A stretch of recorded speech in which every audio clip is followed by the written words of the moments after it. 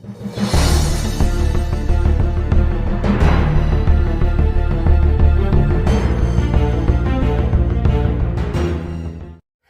afternoon. Happy Savage Saturday, Keepers of the Cash. Gary B, the Casual Comic Guy here. We're here with Savage Saturday Comic Review, episode 130. And today I thought we'd do something a little fun and a little different. We're going to look at a story written by Stan Lee with art by John Romita Sr. and something that not a lot of people know exists. All right, this was in Savage Tales #1, was this story's first appearance. All right, and it had a great tagline. It said, "Beware the sisterhood, tomorrow's violent voluptuaries." All right, and then this was a one-off tale for a more adult audience that Stan Lee and John Romita wanted to write. By Stan Lee's own admissions, when he talks about the story, they didn't plan on writing more because they just couldn't make their schedules work. But it's a fun one-off tale. It was reprinted just 2 issues later in Savage Tales issue 3, and we'll look at this copy. Same exact as that. And then it saw another reprint in The Superhero Women by Stan Lee. All right, and in this one, as far as I know and could tell, this is the only color picture of Lyra. So we have that. Of course, I'll be putting all that stuff over to the side for you. But a cool little story with a little bit of history to it. And Stan was just having a blast with it. And as he says, Jazzy, Johnny, and I knew neither of us would have the time to do a sequel story after we finished the first one. But at least we'd have gotten this particular yarn out of our systems. We had been planning to do a strip about a band of warrior women for years. A strip that would take place in the future when, owing to the ratio of man/woman deaths and the fact that the female population is increasing at a disproportionate rate of growth, women would be the dominant sex and men would be cast in the subjective role that females had occupied for so many years. Of course, it's probably not necessary to tell you all of this because it'll become abundantly clear to you as soon as you read what lies ahead, but I've got to fill up these interminable empty pages with something. And it says, another post-quickening point, after finishing the Femizons, Johnny and I fell so madly in love with the strip that we'd been vowing to do an entire book on the adventures of the voluptuaries. Love that word. He has in his parentheses that he loves that word, someday. This may be taken as a not-so-subtle warning to those who foolishly feel that we may have exhausted the multitudinous devices we managed to come up with and our continuing battle to separate you from any loose change you might have lying around.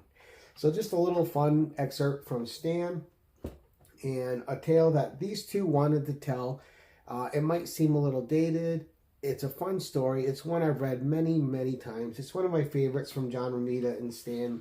Probably just because the main character, Lyra, is just so cool. But we're going to get to it and we're going to read it. And I'll show you, as I normally do, this stuff here on the side. And you guys can let me know what you think of this tale in the comments below once we're finished. But it is a lot of fun, at least to me. Is it dated? Yeah, a little bit, but there's something about it that holds up. And the thing I like about this most is the forbidden love aspect. But let's get into it. It's a fun story. It says, The Fury of the Femizons, created and written by Stan Lee with art by John Romita. And our page is a full page layout. We have a battle arena going on. We have a queen lounging on her like bed throne in the background, and 2 warriors engaged in combat in the center. The queen is saying, "Strike, my sister," and another woman has her arms up, says, "Death to the fallen female," and yet another saying, "Use your blade, brave Lyra. The weak deserve no mercy." And you can see Lyra posed with her sword back, about to deliver the death blow. And then on the bottom we have text that says, "Come with us to the future, to the strange and savage 23rd century.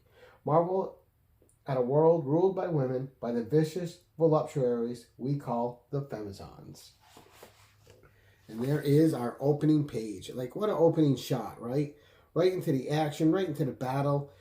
You already have a queen set up, her sister's fighting. You have certain rules that are already in this universe, like death to the weak. So a lot gets set up on one page with beautiful, beautiful art by John Romita Sr. On our next page, the story continues.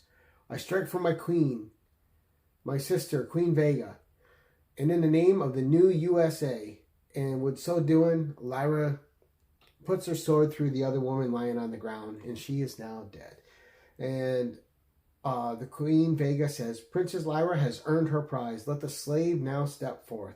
Take him, sister. He is yours.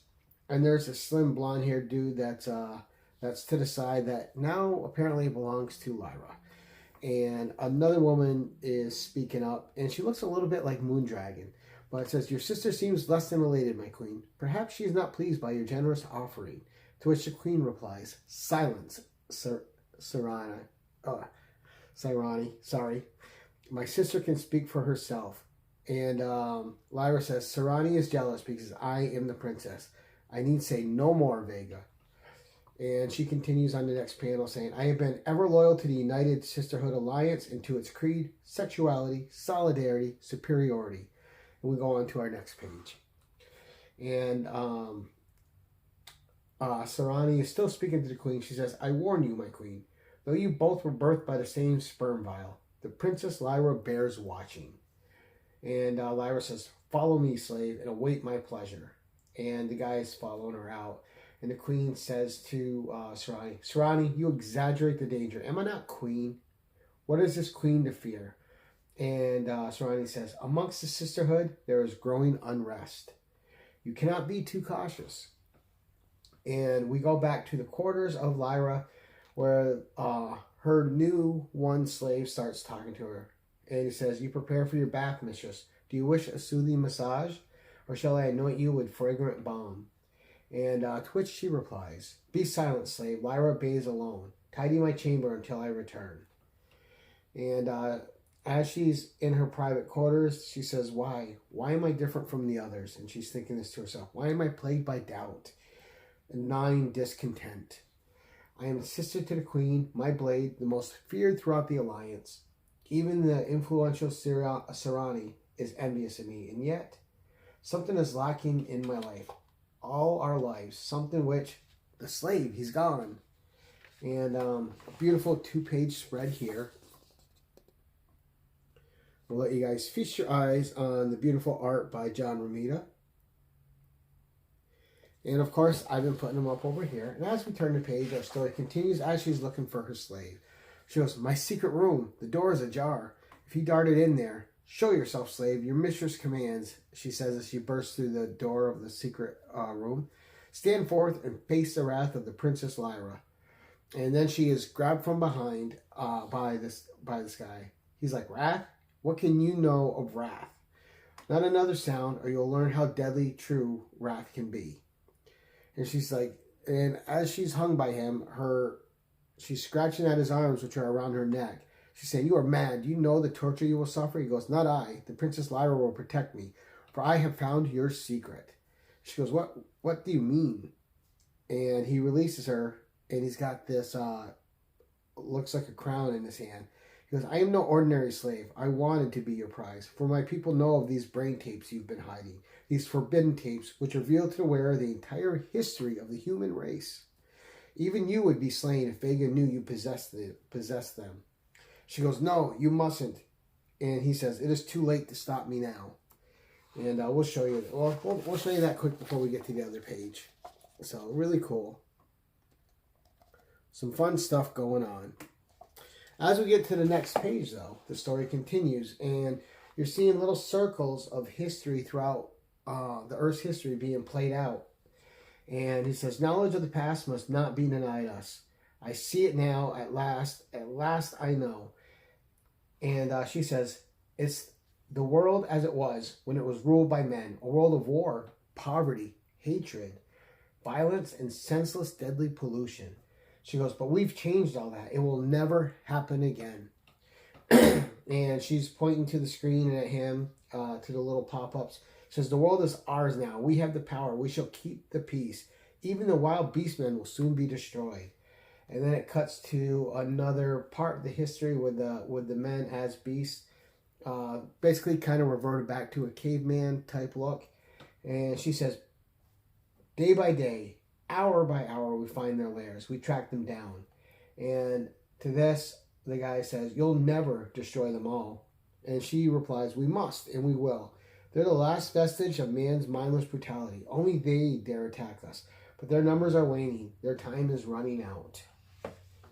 And you can see the Beastmen over on this page, which are just some regular men reverted back a little bit more to their ancestry.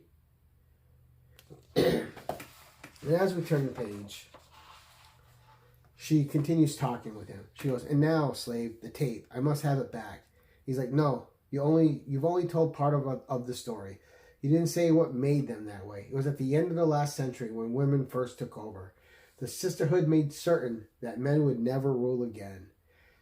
And then we're seeing kind of a history with kids in a field and women running away on horses, riding away on horses.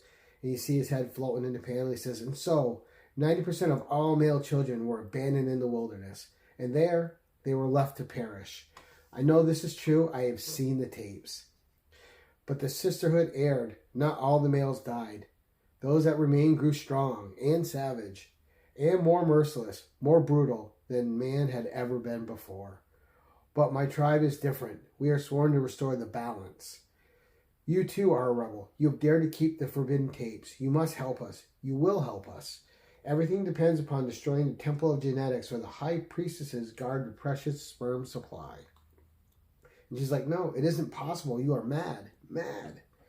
And he says, what is one man's madness in a world gone mad? My life belongs to our cause. Nothing will stand in my way. All right, so we'll show you that page. So a little bit of fun story going on here. And Lyra is just having told to her what she's been seeing and the things that make her question her own beliefs.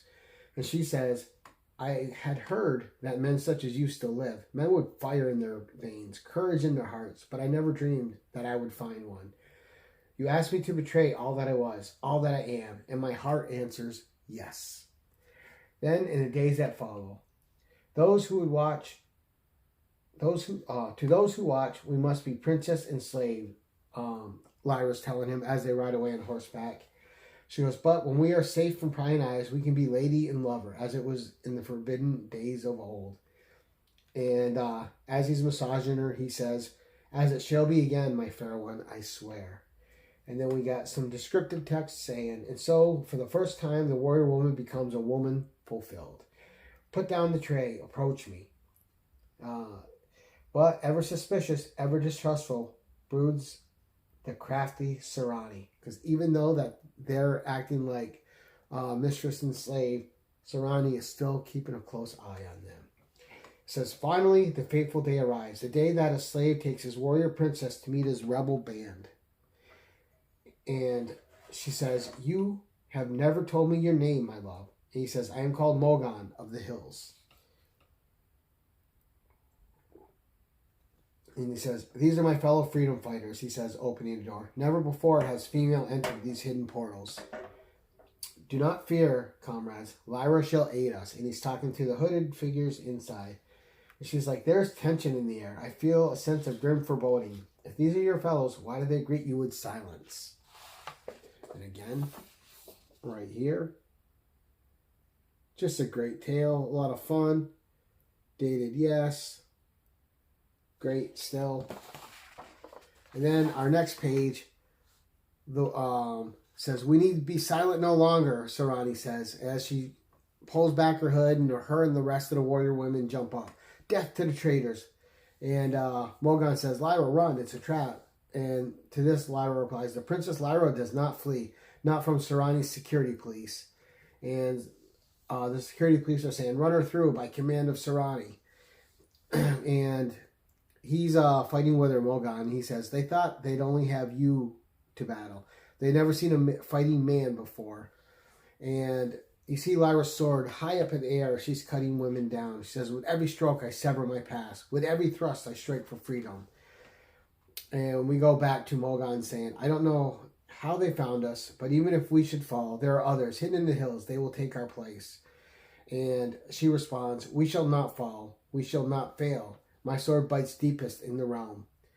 And at the end, all the bodies are laying on the floor of the women that were sent to capture her. And he says, Mogan says, "You did it, Lyra. You beat them all." And she says, "We did it, beloved." Lyra at last had a man beside her. "Now we must separate quickly. I to the palace, you to your quarters. They have no proof. We must give them none." And it says, "But minutes later, my princess, the queen commands. Lyra is ready," she says. And when she gets up there, Sarani's there. She knows her troops have been dispatched, but she can't prove anything. She says, "Princess of treachery, stand forth. I accuse you of the highest treason to queen and sisterhood." And the queen says, "Sarani has leveled the gravest charges against you, Lyra. How do you plead?" And Lyra draws her blade and says, "Sister, my blood is as royal as yours. A princess shall never plead. Let she who doubts me taste my blade." And Sarani says, "Traitor, stop. Look yonder." And as she looks back, she sees two more of the security police bringing in Mogan. And she's thinking to herself, Mogan, a prisoner of Sarani's guards. And she still has to play her bluff out. She says, "It is only a slave. What is he to do with me?" And the queen says, "Everything, my sister, for he shall prove your innocence or your guilt." And the queen continues, "Sarani has accused you both of conspiring against my crown. There's only one way to give lie to her claim. In the name of your queen, run him through." And now she's faced with having to kill her love. And it has a great close-up panel, spectacular art job by John Romita. Mogan looking at her, and she's thinking, his eyes, the fearless eyes I have come to love, now plead with me. They beg me to slay him, to sacrifice Mogan so that the cause may live. But how? How can I do it? And so we have it here. And again, just beautiful art. And great face on the dude there by John Romita. Trying to convey to her that it's okay, he needs to be slain so that the cause may live. And on our next page, he bursts out to Aegeron, "I knew it, you're weak, like all women. You haven't the courage or strength to kill me." And she says, "You, a mere slave, speak to Lyra of strength?" And she's thinking to herself, he's goading me, forcing me to slay him. We both know I must. And before she can grow weak and not do it, she strikes him through with her sword and says, "I strike for the sisterhood." And he dies on her blade, tragically. And the queen looks at Sarani and says, "You are wrong, Sarani. Though she is strong-willed and reckless, she is still my sister." And Lyra's still playing her role, so she doesn't give up the guy's cause, Mogan's cause. She goes, "Dispose of this carrion, then send two more, for the night will be long." And as she's walking away and leaving, you can see the tears in her eyes. She has her back turned to them. She goes, "Never shall I forget you, my beloved Mogan of the hills. Was there really once a time when men were all like you, a time of love and valor? I pray such a time will come again. For though we are sovereigns of all we survey, what good is a kingdom which has no king?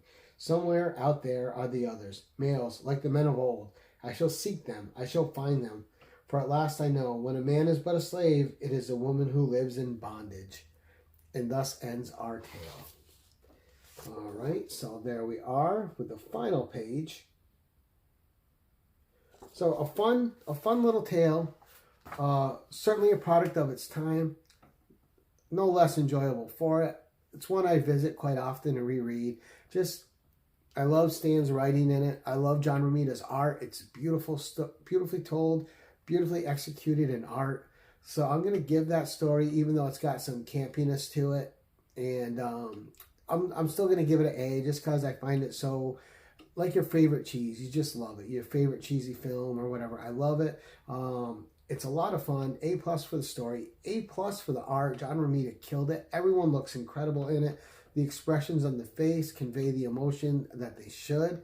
And just a nice, concise, succinct, short tale, which was just a fun read. And it's one, like I said, I revisit it often. But let me know what you think. Did you like the tale? Do you find it too outdated? Do you find the subject matter too opposing to what you think?